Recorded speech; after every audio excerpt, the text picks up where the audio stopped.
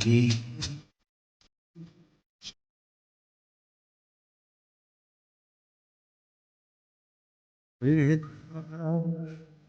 music.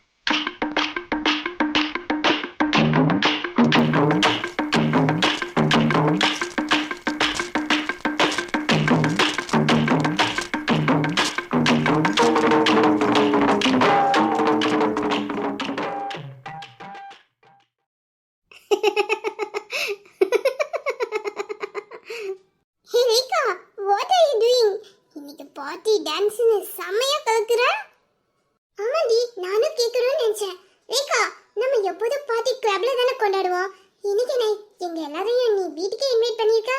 அதுவும் இவ்வளவு பிரம்மாண்டமா பார்ட்டிலாம் அரேஞ்ச் பண்ணிருக்க. ரேகா, உனக்கு இன்னைக்கு பர்த்டேயும் கிடையாதே. அப்படி இருக்கும்போது எதுக்கு திடீர்னு இந்த பார்ட்டி? நான் இன்னைக்கு என்னோட லைஃப்ல என்னைக்கு இல்லாம ரொம்ப ரொம்ப ஹாப்பியா இருக்கேன். அதனால தான் கிளப்ல போய் டிஸ்டர்பன்ஸா நம்ம பார்ட்டியை கொண்டாட வேணான்னு வீட்லயே அரேஞ்ச் பண்ணிட்டேன். ஃப்ரெண்ட்ஸ், இன்னைக்கு நைட் ஃபுல்லா இந்த பார்ட்டியை என்ஜாய் பண்றோம். செம்மையா கொண்டாடுறோம். செம்மையா என்ஜாய் பண்ணலாம். ஓகே, டெஃபினெட்லி இன்னைக்கு இந்த பார்ட்டியை செம்ம கலக்க போறோம். இல்லைக்கா, நீ இவ்வளவு ஹாப்பியா இருக்கிற, ஆனா எதுக்காகன்னு எங்ககிட்ட சொல்லவே இல்லையே. எதுக்கு இந்த செலிப்ரேஷன்? ஹே நிமி, எதுக்கு லேக்கா இந்த பார்ட்டி வச்சிருக்கானே நான் சொல்லவா? உனக்கு தெரியுமா? எங்ககிட்ட இன்னும் லேக்கா சொல்லல. உனக்கு எப்படி தெரியும்? எங்க சொல்லு பாப்போம். எனக்கு தெரிஞ்சு லேக்காவுக்கு மேரேஜ் ஃபிக்ஸ் ஆகிருக்கு. அதனால தான் நம்மளெல்லாம் கூப்பிட்டு பார்ட்டி வைக்கிறா. மேரேஜா? Oh my god, I don't like marriage. லேக்காலாம் அவ்வளவு சீக்கிரத்துல மேரேஜ்லாம் பண்ணிக்க மாட்டாடி. அவ எப்போதுமே அவளோட லைஃபை என்ஜாய் பண்ணணும்னு தான் நினைப்பா. எனக்கு தெரிஞ்சு அவங்க டேடி இவ பேர்ல ஏதாச்சும் நியூ கம்பெனி வாங்கியிருப்பாங்க. அதுக்கு பார்ட்டி கொடுக்க தான் நம்மள கூப்பிட்டுருக்கா. ஹே, ஆளாளுக்கு ஒன்று சொல்லாதீங்கப்பா. லேக்கா, நீ எதுக்கு இவ்வளவு சஸ்பென்ஸ் கொடுக்குற? சீக்கிரம் எங்ககிட்ட சொல்லு. ஓகே ஓகே, எல்லார்கிட்டையும் என்ன விஷயம்னு சொல்கிறேன். நீங்கள் ரெண்டு பேரும் சொன்ன மாதிரியே என்னோட லைஃப்பில் நியூ பிஸ்னஸ், அப்புறம் என்னோட மேரேஜ், என்னோட பாய் ஃப்ரெண்ட் எல்லாமே கிடைக்க போகுது. லேக்கா, அப்போ உனக்கு மேரேஜ் ஃபிக்ஸ் ஆயிட்டா? ஆமா, யாரடி இந்த பையன்? எங்ககிட்ட சொல்லவே இல்லை. அதை பற்றி சொல்ல தானடி உங்களெல்லாம் வர வச்சிருக்கேன். இந்த லேக்காவுக்கு இதுதான் லாஸ்ட் டே. லேக்கா, என்னடி சொல்ற? லாஸ்ட் டேவா? நீங்க நினைக்கிற மாதிரிலாம் இல்லடி. இந்த லேக்கா லண்டன்ல சிங்கிளா இருக்கிற டே இதுதான் லாஸ்ட் டே. ஏன்னா மார்னிங் ஃப்ளைட்ல நான் இந்தியாவுக்கு போறேன் என்னோட பாய் ஃப்ரெண்டை பார்க்க. பாய் ஃப்ரெண்டை பார்க்க இந்தியாவுக்கு போறியா? அப்போ உன்னோட உட்பி இந்தியாவிலயா இருக்காரு? யா, என்னோட வீரா, என்னோட ஹேண்ட்ஸம், மை உட்பி இந்தியாவில் தான் இருக்கான். அவனை மேரேஜ் பண்ணிக்க தான் நான் இந்தியாவுக்கு போறேன்.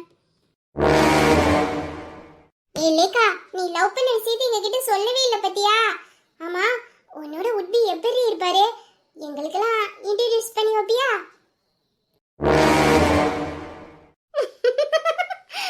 இன்ட்ரோடியூஸ் பண்ணி வைக்கமா? என் பாய் ஃப்ரெண்டை பார்க்க ரொம்ப ஆர்வமா இருக்கு போல. ஆனா அதுக்கு முன்னாடி எனக்கும் என் பாய் ஃப்ரெண்டுக்கும் உள்ள லவ் ஸ்டோரியை உங்ககிட்ட நான் சொல்றேன். கேட்டுட்டு அதுக்கப்புறமே நீங்க என்னோட பாய் ஃப்ரெண்டை பார்க்கணுமா வேண்டாமான்னு முடிவு பண்ணுங்க. லேக்கா, உன்னோட உட்பியை பத்தி கண்டிப்பா எங்ககிட்ட சொல்லிதான் ஆகணும். ஏன்னா உன்னோட டேஸ்ட் எப்படின்னு எங்களுக்கு நல்லா தெரியும். நீயே செலக்ட் பண்ணியிருக்கனா அப்போ அவர் செம்ம ஹாட்டாக தான் இருக்கணும். ஸோ உன்னோட லவ் ஸ்டோரி எங்களுக்கு கண்டிப்பாக தெரியணும்.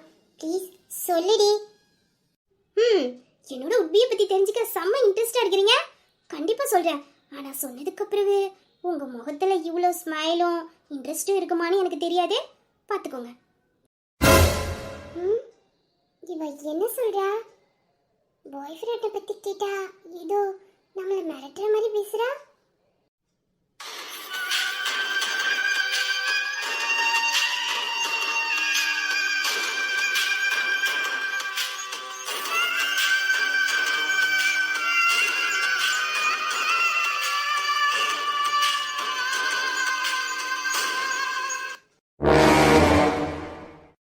என் வீரா இந்த லேக்காவுக்கு எல்லா விதத்துலையுமே மேட்சாக தான் இருப்பான். ரிச்சாக இருக்கட்டும், ஸ்டைலாக இருக்கட்டும், ஹேண்ட்ஸமாக இருக்கட்டும், ரேங்காக இருக்கட்டும், எல்லா விஷயத்துலையுமே இந்த வீரா இந்த லேக்காவுக்கு மட்டும்தான் மேட்சாக இருப்பான். மை ஹனி, எனக்கு மட்டுமே சொந்தமான வீரா. பார்க்க எப்படி இருப்பா தெரியுமா? அவள் ஒரு லுக்கு விட்டா செம ஃபயராக இருக்கும். அவனை மாதிரி லவ் பண்ணவும் ரொமான்ஸ் பண்ணவும் அந்த இந்திரனாலேயே முடியாது. ஹாட் அண்ட் ஸ்வீட், அவ்வளோ சூப்பராக இருப்பான் என் வீரா. வீரன் பேரில் மட்டும் இல்லை, செயல்லையும். அவன் பக்கத்தில் நிற்கும் போது என் மனசு படும் பாரு பாடு. அழகன்.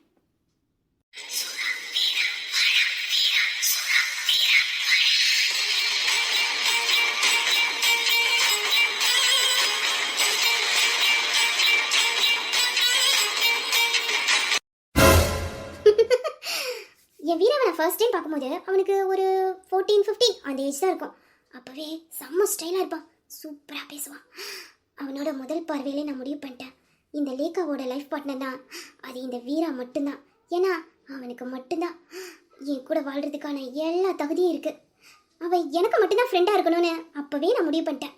என்னோடய ஃப்ரெண்ட், என்னோடய லைஃப் பார்ட்னர் எல்லாமே அவன் மட்டும்தானே நான் அப்போவே முடிவு பண்ணிட்டேன். அதுக்கப்புறமே நாங்கள் காலேஜ் ஒன்றா தான் படித்தோம். அந்த காலேஜில் அவனை பார்க்காத பொண்ணுங்களே இல்லை. நிறைய பொண்ணுங்க அவன்கிட்ட ப்ரப்போஸ் பண்ணாங்க. ஆனால் அவன் எந்த ப்ரப்போசலையுமே ஏற்றுக்கலை. எந்த பொண்ணையுமே திரும்பி பார்க்காத அந்த ஆண்மை எனக்கு ரொம்ப ரொம்ப பிடிச்சிது. அந்த காலேஜிலே வீரா ஒரே ஒரு பொண்ணுக்கிட்ட பேசுகிறான்னா அது என்கிட்ட மட்டும்தான். அப்போ தான் முடிவு பண்ணேன், இதுக்கப்புறவு என் வீரா பக்கத்தில் யாரையுமே நெருங்க விடக்கூடாதுன்னு. என் வீராவை பார்க்குற பொண்ணுங்களை எல்லாத்தையுமே அந்த காலேஜில் ஓட விட்டேன். என் வீரா கிட்ட ப்ரப்போஸ் பண்ணணும்னு நினைக்கிற பொண்ணுங்க எல்லாத்தையுமே அந்த காலேஜ்லேருந்து துரத்தி அடித்தேன். ஏன்னா என் வீராவை நான் மட்டும்தான் எப்போதும் பார்க்கணும். அவனை ரசிக்கிற பொண்ணு நானாக தான் இருக்கணும். அவனோட காதலியாகவும் கேர்ள் ஃப்ரெண்டாகவும் எல்லாமே நான் தான் இருக்கணும்னு முடிவு பண்ணேன். அதுக்கப்புறம் தான் அவன்கிட்ட போய் என் லவ்வை ப்ரப்போஸ் பண்ணேன். ஆனால் அவன் என் லவ்வை அக்செப்ட் பண்ணிக்கவே இல்லை. அதனால் எனக்கு அவன் மேலே கோபம் வரல, அவன் மேலே இருந்த காதல் அதிகமானுச்சு. அதுக்கப்புறம் தான் அவனை அடைஞ்சே தீரணும்னு என் மனசுக்குள்ள ஒரு வெறி.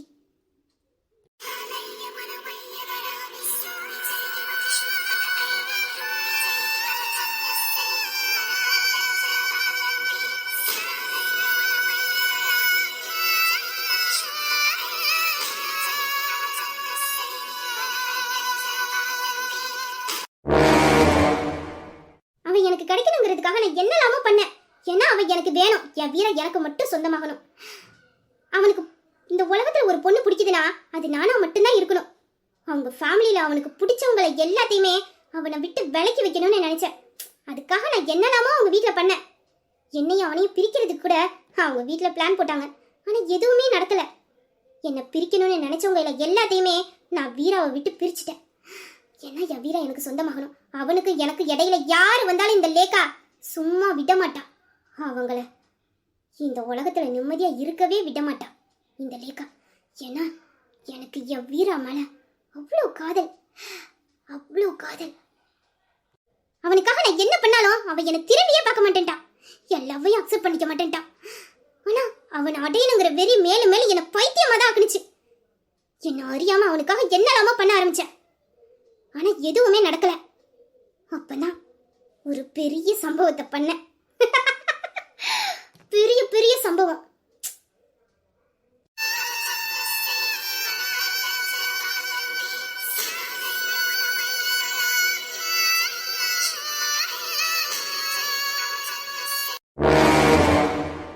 பட் என்னோட பேட் லக், நான் போட்ட அந்த பிளான்ல நானே மாட்டிக்க வேண்டியதா போச்சு.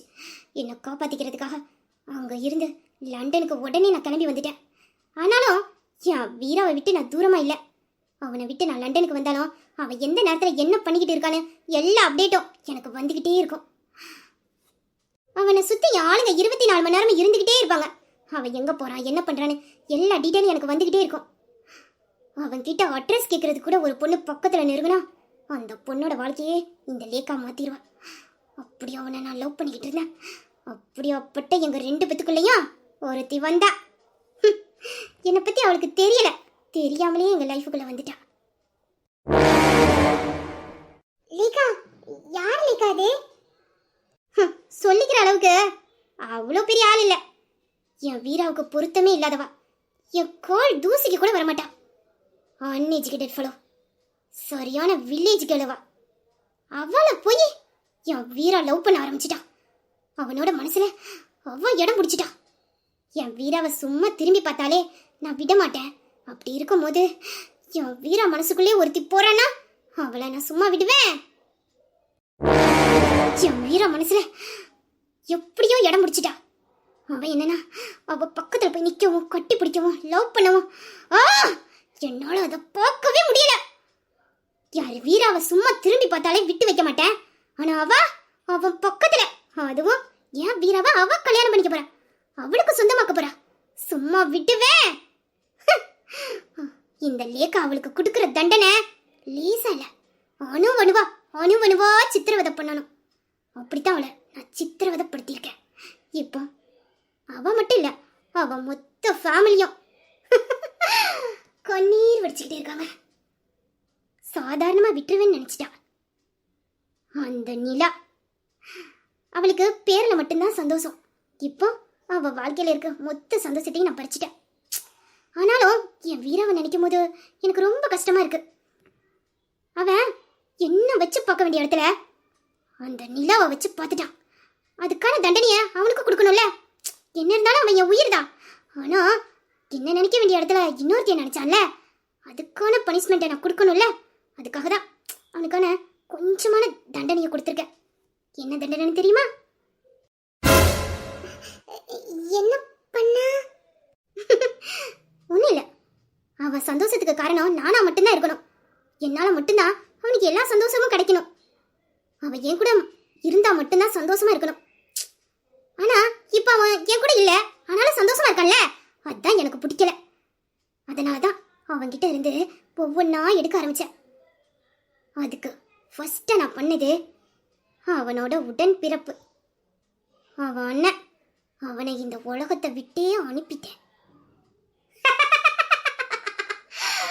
அந்த ராஜா ஒவ்வொரு டைமும் நான் வீரா கூட சேரும் போதெல்லாம் அவனும் அப்பனும் தடுத்துக்கிட்டே இருந்தாங்க. அதனால ஃபர்ஸ்ட் அந்த ராஜாவோட உயிரை பறிச்சிட்டேன்.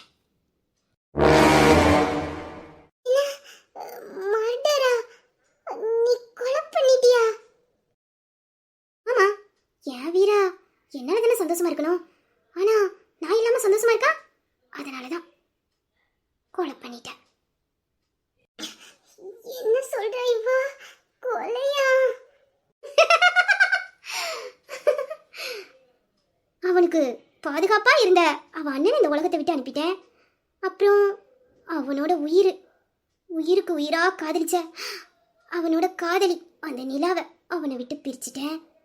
அவன் கல்யாணமா நின்றுச்சு. இப்போ அவ அக்கா, கூட பிறக்காத உயிருக்கு உயிரான அக்கா, அவளுக்கு அவ தம்பிக்கு அப்புறவே ரொம்ப பிடிச்சமான ஒரே விஷயம் அவளோட போலீஸ் வேலை.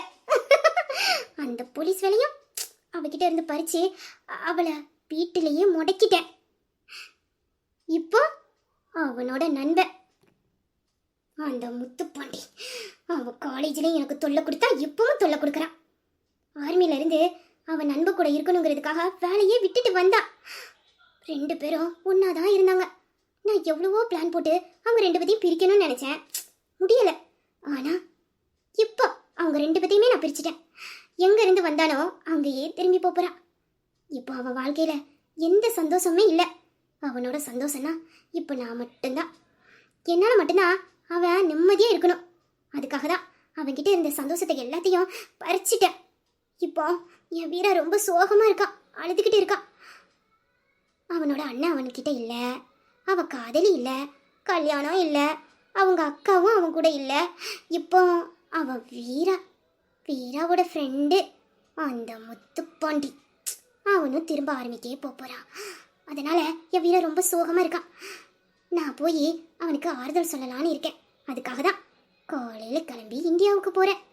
திரும்ப வரும்போது என் வீராவை இந்த லேக்காவோட புருஷனாதான் கூட்டிட்டு வருவேன். ஏன்னா இப்போ என் வீரா ரொம்ப சோகமா இருக்கான். அவனுக்கு அன்பு காட்டினவங்க எல்லாருமே அவனை விட்டு போயிட்டாங்க. அவன் எல்லாரையும் வெறுத்துட்டான். இப்போ அவன் ரொம்ப தனிமையில இருக்கான். அவன்கிட்ட அன்பு காட்டவும் பாசம் காட்டவும் யாருமே இல்லை.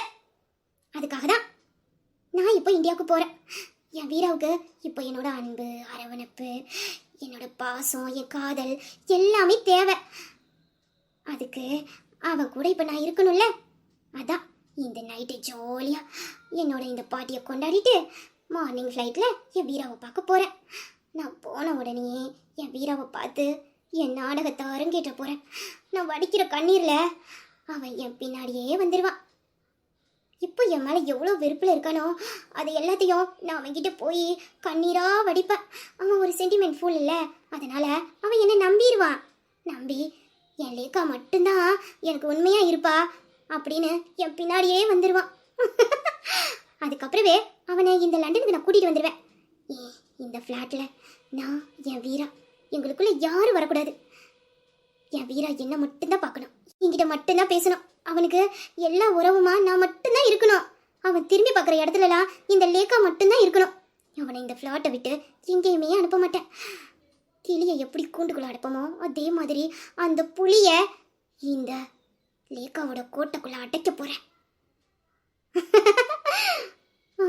அந்த புளிய கழுத்துல சங்கிலிய கட்டி எடுத்துட்டு வர போறா இந்த லேக்கா.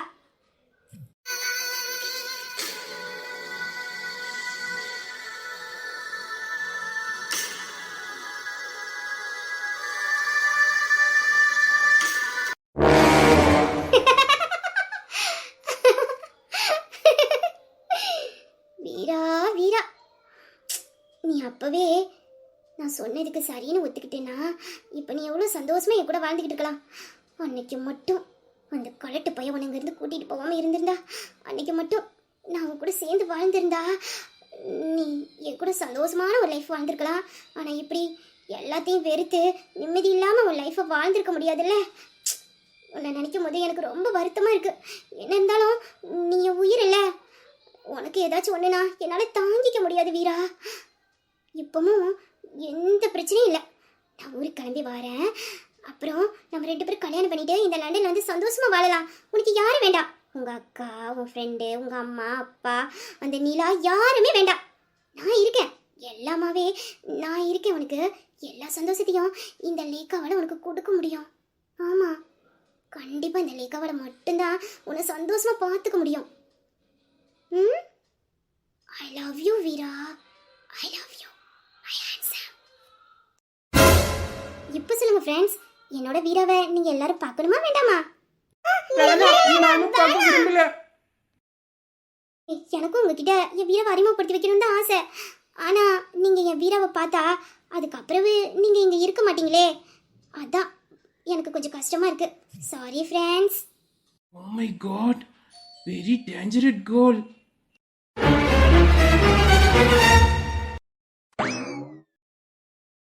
ஃபர்ஸ்ட் ட்ரெஸ்ஸை மாற்றிட்டு இந்த ரூமை விட்டு வெளியில் போனோம். காலையிலேருந்து இந்த ரூமுக்குள்ளே நடக்கிறது ஒன்றும் சரியில்லை. நைட்டு தான் அவகிட்ட சொன்னேன், இப்போதைக்கு இதெல்லாம் வேண்டாம், பொறுமையாக பார்த்துக்கலான்னு. அவளும் வேண்டான்னு தான் சொன்னா. ஆனால் நான் ஏதாச்சும் வேண்டாத வேலை பார்த்துருணுன்னு பயமாக இருக்குது. எல்லாத்துக்கும் இந்த நேரத்தில் இருக்கிற பயம் தானே.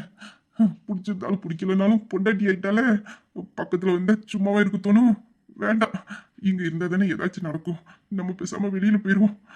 என்னை பற்றி தெரியாமல் இவ வேற அப்பப்போ என் மேலே நம்பிக்கை இருக்குங்கிறா. அந்த நம்பிக்கையில நானே கெடுத்த மாதிரி ஆயிடும். எதுக்கு வம்பு? இந்த அம்மா இன்னும் எனக்கு ட்ரெஸ் எடுத்து வைக்கலையா? எங்க போனாங்க? இந்நேரத்துக்கு எடுத்து பெட்டு மேல வச்சிருப்பாங்களே, ஏன் வைக்கல? வேலையா நம்ம இருக்காங்களோ? அம்மா அம்மா என்ன அம்மா, போட ட்ரெஸ் எடுத்து வைக்கலையா? நான் குளிச்சுட்டு வந்துட்டேன். கல்யாணம் ஆயிட்டு இன்னமும் என்கிட்ட தான் எல்லாத்தையும் எடுத்து கேட்குறான். காலையில இருந்து எல்லாத்துக்கும் அம்மா அம்மானு தான் கூப்பிடுதான். பொண்டாட்டின்னு என்னத்துக்கு கூட்டியாந்து வச்சிருக்கு? அவ பேர சொல்லி கூப்பிடுதானா? இவனை வச்சுக்கிட்டு என்னத்த பண்ண? ஏமா கீதா, என்னத்த இந்த பயலுக்கு போடுறதுக்கு நான் தான் எப்போதும் ட்ரெஸ் எடுத்து வைப்பேன் பார்த்துக்க. இன்னைக்கு நீங்க இருக்கிறதுனால சரி நீ உன் புருஷனுக்கு எடுத்து வச்சிருப்பியோன்னு ஞாபகத்துல நானும் சொல்ல மறந்துட்டேன். இப்போ என்னன்னா குளிச்சுட்டு வந்து நின்று கத்திக்கிட்டு நிற்கான் ட்ரெஸ்ஸை காணுன்னு. நீ ரூமுக்கு போய் அவனோட கபோர்டில் 2வது தட்டில் அவன் போடுற ட்ரெஸ் எல்லாம் வச்சிருப்பேன். அதில் ஒரு செட்டு ட்ரெஸ் அவன்கிட்ட எடுத்து கொடுத்துட்டு வந்துருமா? எம்மா, ட்ரெஸ் எடுத்துட்டாங்க, போடட்டும். ஐயோ, அலற ஆரம்பிச்சிட்டான். இல்லை இருல ஏமா அங்கிதா, நீ போமா. அவன் விட்டா கத்திக்கிட்டே கிடப்பான். அந்த ட்ரெஸ்ஸை மட்டும் எடுத்து கொடுத்துட்டு வந்துரு. எது ட்ரெஸ் எடுத்து கொடுக்கணுமா? காலையில் காஃபி கொடுக்க போகும்போது காஃபி கப்பு கீழே விழுந்து அத்தா மேலே போய் விழுந்துவிட்டேன். இப்போ ட்ரெஸ் எடுத்து கொடுக்க போனோன்னா மறுபடியும் ஏதாச்சும் நடக்கும். அப்புறம் அத்தா என்ன தான் தப்பாக நினைக்கும்.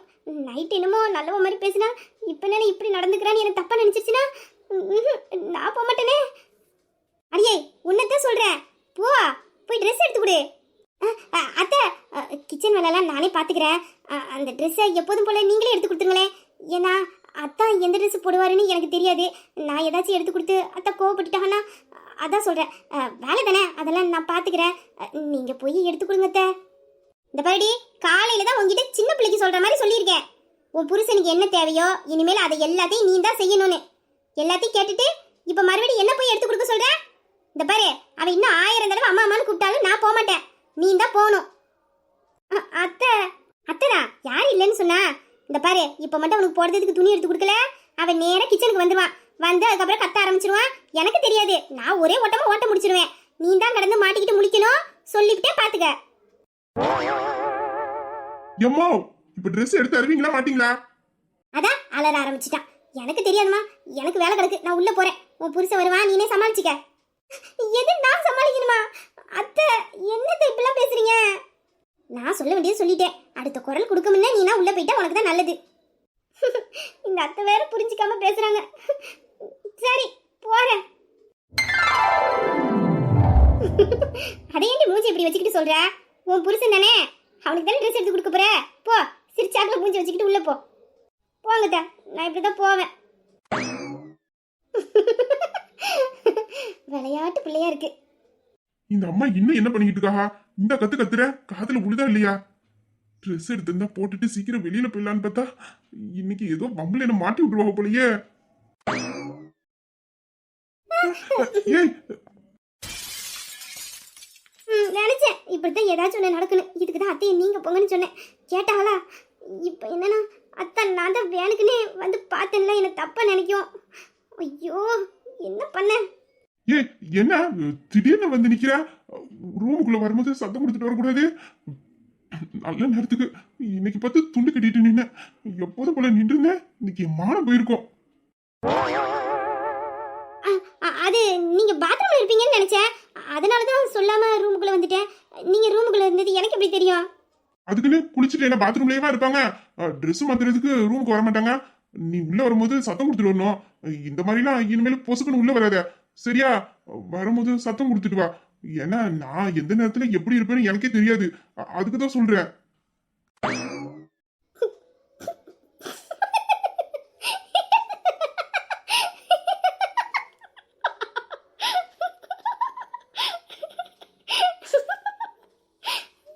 ஏய் என்ன எதுக்கு இப்படி சிரிக்கிற?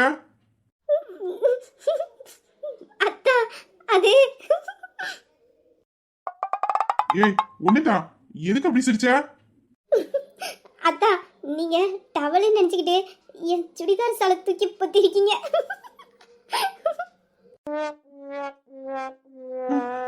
ஆமா சாலுதான். ஐயோ மானம் போச்சா. இன்னைக்கு என்னமோ தெரியல, எனக்கு நேரமே சரியில்ல. இவகிட்ட காலையில இருந்து அசிங்கப்பட்டுக்கிட்டு இருக்கனே. இப்ப என்ன நீ திடீர்னு உள்ள வந்துட்ட, அதனாலதான் டவல்னு நினைச்சு உன் சுடிதார் சாலை தூக்கி பொத்திக்கிட்டேன். எனக்கு என்ன நீ உள்ள வருவேன்னு தெரியவா செய்யும்? கையில டவலே வச்சுக்கிட்டு இருக்கிறதுக்கு. இப்போ என்ன உன் சுடிதார் சாலை நான் தூக்கி பொத்திக்கிட்டேன், அவ்வளவுதானே? இந்தா சாலு நீயே வச்சுக்க. ஐயாத்தா அதெல்லாம் ஒன்றும் வேண்டாம், நீங்க போட்டுக்கோங்க. நான் டக்குனு திரும்பினதும் உங்க மேலே சாலை இருந்துச்சா, அதான் பார்த்துட்டு சிரிச்சிட்டேன். வேற ஒன்றும் இல்லத்தா, நீங்க கோவப்படாதீங்க. நானும் கோபப்படுறேன். இதுவும் நல்லதானே இருக்கு. இந்த ரூமை விட்டு வெளியில போற வரைக்கும் மூஞ்சி அப்படி கோபமாவே வச்சுக்கணும். அப்பதான் எதுவும் நடக்காது. இவளும் அங்கேயே நின்றுட்டு அப்படியே போயிடுவா. இல்லைன்னா காலையில நடந்த மாதிரி ஏதாச்சும் நடக்கும். எதுக்கு? ஆமா நான் கோவமா தான் இருக்கேன். சரி நீ இப்ப எதுக்கு இங்க வந்த? நீ போ, நான் ட்ரெஸ் மாத்தணும். இப்போ அத்தா ஏன் என் மேலே இப்படி கோவப்படுதாங்க? நான் பெருசா என்ன பண்ணிட்டேன்? சாலை மேலே போட்டிருந்தாருன்னு கொஞ்சம் சிரிச்சிட்டேன், அதுக்கு இப்படியா இவ்வளோ கோவப்படுதாக அத்தா? உன்னதான் சொன்னேன் ட்ரெஸ் மாத்தணும். நீ கொஞ்சம் வெளியில இரு. அத்தா அது வந்து என்ன சீக்கிரம் சொல்லு. நான் ட்ரெஸ் மாத்திட்டு இந்த ரூமை விட்டு ஃபர்ஸ்ட் வெளியில போகணும். சொல்லு என்ன? அதான்டா, நீங்க ட்ரெஸ் மாத்தணும்ல, அதுக்காக தான் நான் இங்க வந்தேன். எது நான் ட்ரெஸ் மாத்துறதுக்கு நீ உள்ள வந்தியா? என்ன சொல்ற? நான் ட்ரெஸ் மாத்துறத நீ எதுக்கு பார்க்கணும்? ஐயோ ட்ரெஸ் மாத்துறது பார்க்க வரலதா, நீங்க போடுறதுக்கு ட்ரெஸ் எடுத்து கொடுக்க வந்தேன்.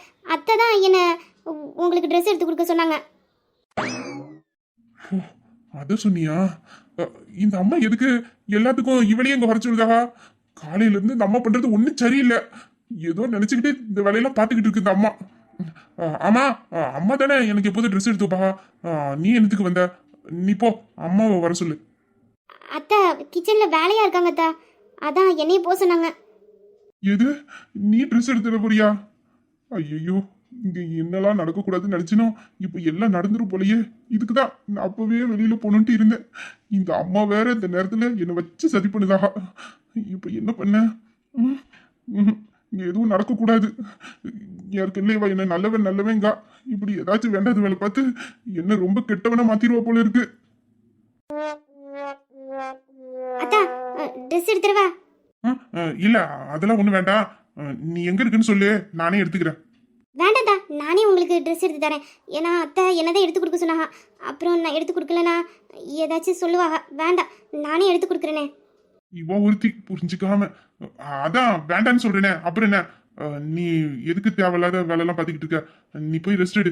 எங்க இருக்குன்னு மட்டும் சொல்லு, நானே ட்ரெஸ் எடுத்துக்கிறேன். ஏன்டா நான் உங்களுக்கு ட்ரெஸ் எடுத்து கொடுக்க கூடாதா? உங்களுக்கு இந்த வேலை கூட பார்த்து கொடுக்கறதுக்கு எனக்கு தகுதி இல்லையா என்ன? ஏ, எதுக்கு இப்படிலாம் பேசுற? அப்புறம் என்னடா, நான் உங்களுக்கு ட்ரெஸ் தானே எடுத்து கொடுக்குறேன்னு சொன்னேன். அதுக்கே வேண்டான்னு இப்படி கோவப்படுறீங்க? ஏன்டா, நான் உங்கள் பொண்டாட்டி தானே. உங்கள் மனசில் தான் எனக்கு இடம் இல்லை. அட்லீஸ்ட் உங்களுக்கு வேலை செஞ்சு கொடுக்கறதுக்காச்சு எனக்கு கொஞ்சம் உங்ககிட்ட உரிமை இருக்குன்னு நினச்சேன். ஆனால் அந்த உரிமையும் இப்போ இல்லைன்னு சொல்லிட்டீங்களே. ஏ, எனக்கு உங்களை பிடிச்சதானே தான் நான் கல்யாணம் பண்ணேன். எனக்கும் என் புருஷனுக்கு என்னெல்லாம் பிடிக்குமோ அதெல்லாம் செஞ்சு கொடுக்கணும். அவருக்கு என்னென்ன தேவையோ அதை எல்லாத்தையும் பார்த்து பார்த்து அவருக்காக நான் செஞ்சு கொடுக்கணும்னு ஆசைப்பட மாட்டேனா? இப்போ உங்கள் மனசில் நான் இல்லைதான், ஆனால் என் மனசு முழுக்க நீங்கள் தான் இருக்கீங்க. எப்போதும் நீங்கள் மட்டும்தான் இருப்பீங்க. கல்யாணத்துக்கு அப்புறம் உங்கள் கூட எப்படி இல்லாமல் வாழணும்னு கனவு கண்டுக்கிட்டு தான் இருந்தேன். அதுக்காக நான் சொல்லி காட்டலை. நான் தான் நைட்டு அப்படி சொன்னேன் உங்ககிட்ட. ஆனாலும் உங்கள் மனசில் நான் ஒரு மனைவியாக வாழலைனாலும் ஒரு மனைவிக்கான கடமைகளை செய்கிறதுக்கு எனக்கு உரிமை இருக்குன்னு நினச்சேன் தான். உங்கள் மனசு மாறுற வரைக்கும் உங்களுக்கு தேவையானதை நான் செஞ்சு கொடுக்கணும்னு ஆசைப்பட்டேன். உங்கள் மனசு மாறினதுக்கு அப்புறமே நான் உங்கள் கூட மனைவியாக வாழ்ந்துக்கிறேன். அது வரைக்கும் உங்களுக்கு என்ன தேவையோ அது எல்லாத்தையும் நான் பக்கத்தில் இருந்து செஞ்சு கொடுக்கணும்னு ஆசைப்பட்டேன் தான். ஆனால் இப்போ அதுக்கு கூட எனக்கு நான் என்னமோ சொல்ல போய் இவ வேற ஏதோ புரிஞ்சுக்கிட்டு பேசுறா. ஐயோ, நம்ம தப்பா எதுவும் சொல்லிட்டோமா? வந்த அன்னைக்கே இவ்வளவு கஷ்டப்படுத்திட்டுனே. எனக்கு உனக்கு பிடிக்காமலாம் இல்ல, இப்போதைக்கு நமக்குள்ள இதெல்லாம் வேண்டான்னு தான் நினைச்சேன். ஆனா ஏதாச்சும் என்னைக்கும் மீறி நடந்துருமோன்னு பயந்து தானே நான் இப்படி எல்லாம் நடந்துக்கிறேன். ஆனா இவ எதுக்கு இப்படி புரிஞ்சுக்கிட்டு பேசுறா? சரிங்கதா, நான் போய் அத்தையே வர சொல்கிறேன். அவங்க உங்களுக்கு ட்ரெஸ் எடுத்து கொடுப்பாங்க. ஏ, அங்கிதா, என்னதா? இந்த பாரு, நீ நினைக்கிற மாதிரிலாம் நான் எதுவும் நினைச்சுக்கிட்டு சொல்லல. நீ வசதியா வாழ்ந்த பொண்ணு, இங்க வந்து எதுக்கு இந்த மாதிரி வேலையெல்லாம் பார்த்துக்கிட்டு இருக்கணும்? அதுக்காக தான் நான் அம்மாவை வர சொன்னேன். மற்றபடி உன்னை கஷ்டப்படுத்தணுங்கிறதுக்காகலாம் ஒன்றும் இல்லை.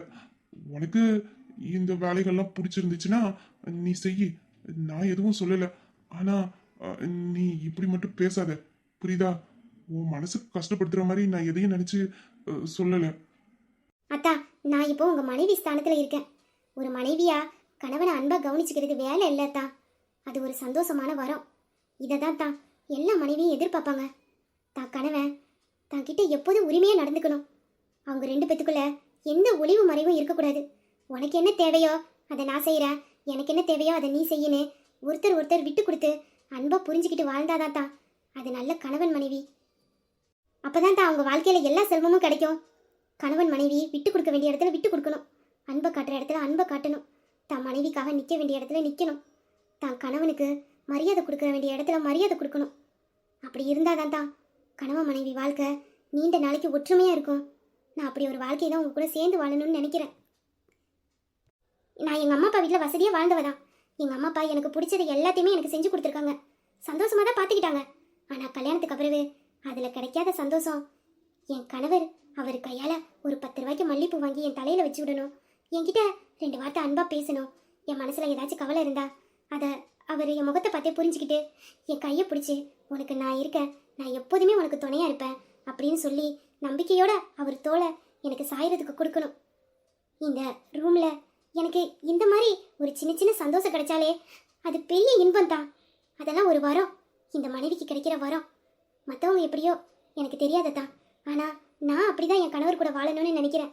எளிமையான வாழ்க்கையாக இருந்தாலும் அது என் கணவரோட சந்தோஷத்தில் வாழணும்னு தான் நான் நினைக்கிறேன். எனக்கு அது மட்டும் போதும் தான், வேற எதுவும் வேண்டாம். உன்ன மாதிரி பொண்ணை யாருக்கு தாண்டி பிடிக்காம போகும்? வசதியா வாழ்ந்தவ நீ. தான் புருஷ வீட்லயும் வசதியா வாழணும்னு நினைக்காம ஏழ்மையான வாழ்க்கையா இருந்தாலும் சரி, அது தான் புருஷனோட அன்பு பாசமும் கிடைச்சா போதும்னு நினைக்கிற பாரு. இப்படி ஒரு பொண்டாடி கிடைக்க நான் தாண்டி கொடுத்து வச்சிருக்கணும். உன்னோட இந்த நல்ல குணத்துக்கு உன் கூட சேர்ந்து சீக்கிரம் வாழணும்னு ஆசையா இருக்கு. வாழலாம். சீக்கிரத்துல நம்ம 2 பேரும் சேர்ந்து பிடிச்ச மாதிரி வாழலாம்.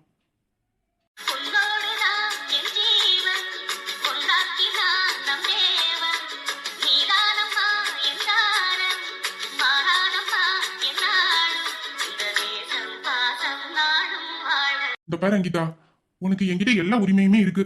ஒரு மனைவியா நீ எப்படி நடந்துக்கணும்னு ஆசைப்படுறியோ அப்படியே நடந்துக்க. உனக்கு பிடிச்சத பண்ணு, பிடிச்ச மாதிரி இரு. ஆனா நம்ம வாழ்க்கைய எப்ப தொடங்கணும்னு நினைக்கிறோமோ அப்ப தொடங்கிக்கலாம். அது தவிர எல்லா உரிமையுமே உனக்கு என்கிட்ட இருக்கு. புரியுதா? சரிங்கத்தா, எனக்கு இது ஒன்று போதும். இது ஒன்று போதும் தான். சரி, நீ போய் எனக்கு போறதுக்கு ட்ரெஸ் எடுத்துட்டு வா. போ. சரிதா, இதை எடுத்துட்டு வரேன்டா. போ. அத்தா, ஏய், பாத்து.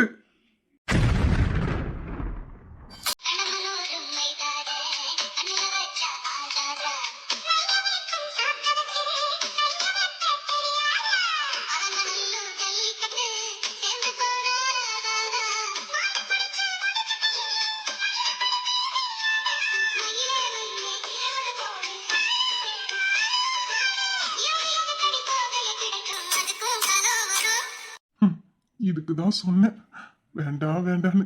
கேட்டியா? இப்ப என்ன நடக்க கூடாதுன்னு நினைச்சேனோ அது நடந்துட்டு. நான் சொன்னேன்ல இதான் உள்ள போனா நடக்கும்னு, அதே மாதிரி நடந்துட்டு. இதுக்கு தான் அத்தை கிட்ட அப்பவே சொன்னேன், அத்தை நீங்க போய் எடுத்து கொடுங்க, நான் போக மாட்டேன்னு. இப்ப பாரு, இப்ப அத்தா நான் என்னமோ வேனுக்குன்னு கால் வலிக்கு அத்தா மேல விழுந்த மாதிரி நான் அத்தா தப்பா நினைச்சிருக்கோம். இப்ப நான் என்ன பண்ணேன்? எனக்கு மட்டும்தான் இன்னைக்கு முழுக்க இப்படி நடக்குது. அது ஏன் தான் தெரியல. ஐயோ, இந்நேரத்துக்கு அவ என்னை என்னெல்லாம் மனசுல நினைச்சுக்கிட்டு இருந்திருப்பாளோ. நம்ம நல்லவன்னு நினைச்சோமே, ஆனா இவன் இப்படியாப்பட்டவனா இருக்கானேன்னு என்னை என்ன கேவலமாலாம் நினைச்சிருப்பா. இதெல்லாம் எனக்கு தேவையா? இதுக்குதான் இவ ரூமுக்குள்ள வர்றதுக்கு முன்னாடியே நான் வெளியில ஓடி இருக்கணும்னு நினைச்சேன். ஆனா நான் நினைச்ச மாதிரியே நடந்துட்டு. அத்தா அத்தா சொல்லு. அதான் நான் வேனுக்குன்னே உங்க மேல விழலதா. தண்ணியில கால் வச்சுனா அது தெரியாம ஸ்லிப் ஆகி உங்க மேல விழுந்துட்டேன் தான். நான் வேனுக்குன்னே ஒன்றும் விழலதா. இவன் என்ன சொல்றா? அப்படின்னா நான் தான் இவளை வேனுக்குன்னே கட்டி அணைச்சு கட்டில கொண்டாந்து போட்டிருக்கதான் நினைச்சு சொல்லுதா போல இருக்கு. அப்போ என்னை கண்டிப்பா இவன் கேவலமா தான் நினைச்சுக்கிட்டு இருந்திருப்பா. அதான் நான் உங்க கழுத்தை வேனுக்குன்னே பிடிக்கலதா. நீங்க எடுப்பு பிடிச்சிங்களா, அதான் நான் உங்க கழுத்தை பிடிச்சேன். கன்ஃபார்மா அப்படிதான் நினைச்சிருக்கா. அப்போ என் கை 2 இடுப்புலையா இருக்கு.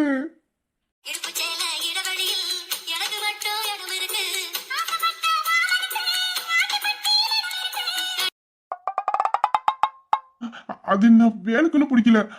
நீ கீழே விழ போனியா, அதான் உன்னை தாங்கி பிடிக்கணும்னு நினைச்சு அங்க பிடிச்சிட்டேன். நானும் தான்டா, நீங்க எங்க என்ன பிடிக்காம விட்டுருவீங்களோன்னு உங்க கழுத்தை கட்டிக்கிட்டேன். ஆமாமா, நீ விழுந்துடக்கூடாதுன்னு நான் உன் இடுப்பை பிடிச்சினா நீ எங்க நான் விட்டுருவணும்னு நினைச்சு என் கழுத்தை பிடிச்சிக்கிட்டேன். அவ்வளவுதான்.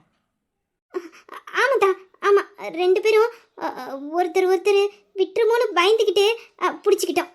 அவ்வளவுதான்டா, வேற எதுவும் இல்லைல்ல? இல்ல இல்ல, வேற எதுவும் இல்ல. ஆமா, வேற எதுவும் இல்ல. ஆமா, வேற எதுவும் இல்ல. வேற எதுவும் இல்ல. அப்புறம் அப்புறம் ஆ, இல்ல ஆ, ரெண்டு பேரும் எந்திக்கணும்ல. அது ஆமாம், எந்திக்கணும். ஆ, எந்திக்கணும்ல. அது புடவை ரெண்டு பேரையும் சுத்தி இருக்கு.